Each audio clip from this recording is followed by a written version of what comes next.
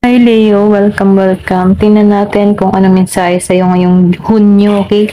Be open-minded po, hindi po halos lahat makaresonate, kaya piliin nyo na lamang. And thank you nga po pala sa mga nag-subscribe, lalo na sa mga bumabalik. Marami pong salamat. Give me the message for Leo. Ano yung mensahe sa'yo ngayong linggong ito, mga parating ngayong linggong ito? Give me the message. Anong mensahe sa'yo ngayon? June.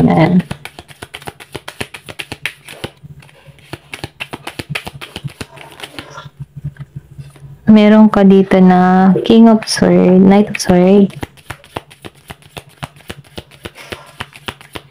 Meron ako nakita dito ng Year of the Horse. Meron dito. Meron kang person dito na kadiling na manipula. Okay, mahilig siya magmanipula. Mahilig mag-opinion. Or pwede rin sabihin meron kang katrabaho, ganun ano. Kumbaga itong tao na ito, masyado siyang toxic, okay? Pabigla-bigla mag-isip, ayan, pabigla-bigla itong kumilos, mag-desisyon, or pwede rin sabihin, ano, kung ikaw man dito ay meron kang behavior na hindi maganda, minumungkahi dito, na iwasan mo yung pabigla-bigla, okay? Kasi pwedeng magkaroon ka dito ng desisyon na pagsisihan mo, okay? Yung iba, hindi halos lahat. Pero ganun pa man, kung hindi ka naman ganun, meron kang tao sa paligid mo na pabigla-bigla. Siya yung tipo ng tao na maraming opinion, okay, komentor, lagi mag-comment ng comment. And then nakikita ko rin dito na masyado tong impulsive sa kanya mga ginagawa, okay? Hindi to, kumbaga, may pagka-toxic tong tao nito kasi lumabas yung the devil. So, may toxic, or pwede rin sabihin, may pagka-tuso or tukso, okay? Tukso to sa'yo, okay? Kung meron ka man ditong tao sa paligid mo, masyado tong tukso para sa'yo, okay? Ito na yung nakikita ko. Mahilig pong magmanipula, or pwede rin sabihin ginagamit nito yung kanyang itsura, no? Or pwede rin kung meron ka man ditong person, mahilig to magmanipula, or pwede minamanipula ka ng tao na to. Ito na yung nakikita ko. Hindi halos lahat sa part na to, no? Kasi nakikita ko dito na hindi kayo compatible, okay? Pwede meron ka ditong kadiling na mahilig magmanipula. Mahilig mag-opinion, sumasalungat sa kagustuhan mo. Hindi kayo compatible nito sa Two of Cups. Kumbaga, hindi nito nauunawaan yung situation mo, hindi nito nauunawaan yung kalagayan mo, no? Ito lang nafe-feel ko, hindi nito nauunawaan yung kung ano yung gusto mo. Kasi meron dito na hindi kayo magkasundo sa bagay or sa mga pinag-uusapan nyo, na kung saan, humahantong to sa away or tampuhan dito. Ito lang yung nakikita ko. So, nakikita ko dito, meron ditong tao na nalulungkot sa kanyang sitwasyon, okay?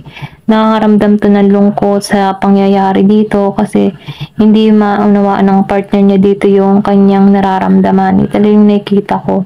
Kaya itong tao na ito, sa The Hermit, nag-iisip to na umalis, or pwede rin sabihin, humiwalay, okay, dito. Ito lang yung nakikita ko. Kung meron ka dito na Virgo, Scorpio, Cancer, and Pisces na kadiling, meron din ditong Capricorn, and Gemini, Aquarius, and Libra. Siya yung tipo ng tao ng pabigla-bigla ng mga sinasabi, hindi niya kino-consider yung nararamdaman mo, kung masasaktan ka ba, okay? Dahil masyado din tong magmanipula. Gusto ng tao nito siya lang lagi ang nasusunod, ganun yung energy nito. Pero ganun pa man, ito'y kinalulungkot mo kasi ganito yung klase yung partner mo na hindi na uunawaan kung ano yung gusto mo mangyari. Pero ganun pa man, meron ditong magandang balita na parating sa'yo, okay? Nakikitaan ko rin dito, magkakaroon ka dito ng bright ideas, or pwede rin sabihin na meron kang papasok dito na magagandang ideas na kung saan, ito muna yung uunahin mo. Nabibig ko kasi dito na iiwasan mo muna tong tao na ito kasi toxic lang eh. So, ikaw nakikitaan ko dito na masusundin mo na yung mga gusto mo, yung pangarap mo, or pwede rin sabihin meron kang uumpisahang business dito na pagkakakitaan. Ito rin nakikita ko. Or pwede rin meron kang iniintay na tawag. Meron ditong hatid na magandang balita sa'yo. Six of Swords reverse. So, nakikita ko dito, yung iba sa inyo, meron ka ditong kadiling na maego, okay? So, lumabas ang Six of Wands reverse. Feeling mo dito, hindi ka hindi ka malaya, feeling mo dito hindi ka siniswerte, okay? Kumbaga, no, kung halimbawa merong nagbigay sa'yo dito ng balita na maganda, sumasalungat itong tao nito, ayaw nito, ito na yung nakikita ko. Dahil dito, no, hindi kayo nagkakaintindihan dito. May pagka-negatibo, okay? Give me the message. Maybe ko yung tipo ng tao na business-minded, pero yung person mo dito, nega, ayan, ito lang yung nakikita ko. Give me the message, ano pang energy ng person mo. Hindi to halos lahat makaresonate, kaya piliin nyo na lang kung ganito yung energy nyo, no? Kumaga, napipil ka dito na nalulungkot ka sa nangyayari. Give me the message, ano pa yung mensahe. So, meron dito na 8 of Wands. So, meron ditong sulat, okay? Meron dito bigla ang pagbabagong parating sa'yo. Meron dito tawag, okay? Kung maybe matagal mo na itong iniintay, kung nag-iintay ka dito ng sulat, dokumento, meron ditong parating, meron din dito makikipag-usap sa'yo. Ace of Coins. So, nakikita ko dito na, kumbaga, no, yung iba sa inyo, nagkaroon dito ng bad investment, okay? Kumbaga, nagkamali ka ng piniling i-invest na pera, okay? Ito lang yung nakikita ko. So, kasi I think pwede rin meron ka ditong tao na nagsasuggest sa'yo. Okay, so ingat ka pa rin kasi itong tao nito pwedeng magkaroon dito ng bad investment. Okay, kung meron ka mang nakakausap dito na nag-o-offer sa'yo ganyan, pag-isipan mong maigi kasi pwedeng may mawala dito. Ito lang yung nakikita ko. Give me the message. Ano pa yung mensahe? Cracker. So, meron ditong excitement na mangyayari dun sa iba. Meron ditong pursue. Pay attention to your finance. So, confirmation dito sa Ace of Coins, ano, ingat ka sa pag-i-investment mo. Yung bang tipo na may lalapit sa'yo, ang ganda ng offer, imamanipula yung isipan mo, mga ganyan, kung ano, para bitaw ka ng pera. So, pag-isipan mong maigi kasi pwedeng mawala yung finance mo dito.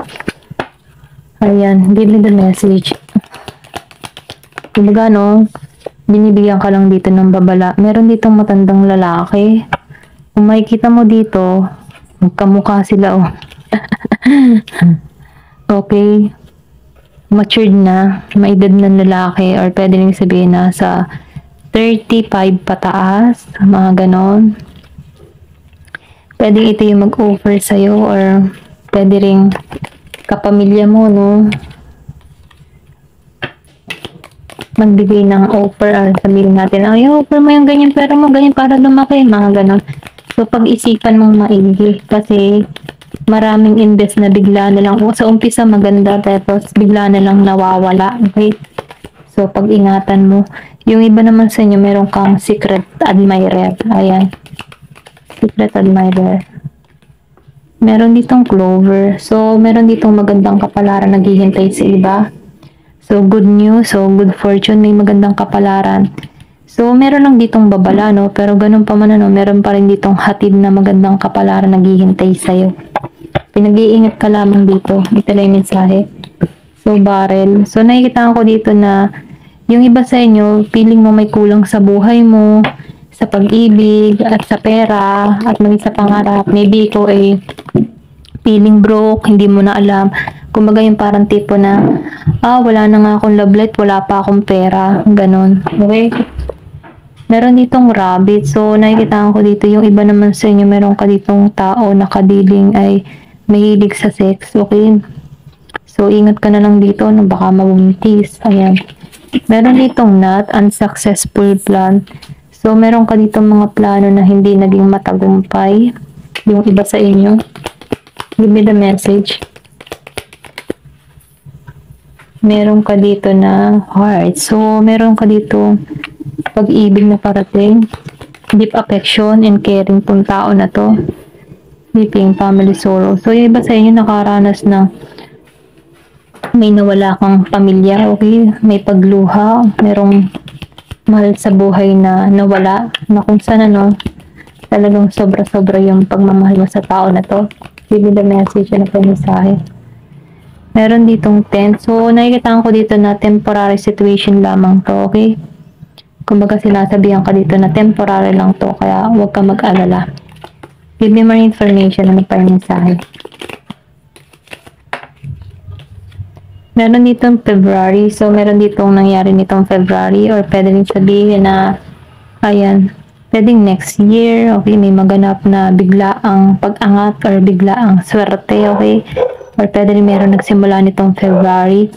Meron ditong recognition, so meron ditong pagkilala. Kung ano man yung mga hinihiling mo, meron na ditong reward kang marireceive, okay? Ito lang yung nakikita ko. Ayan, thank you for watching, and love and peace.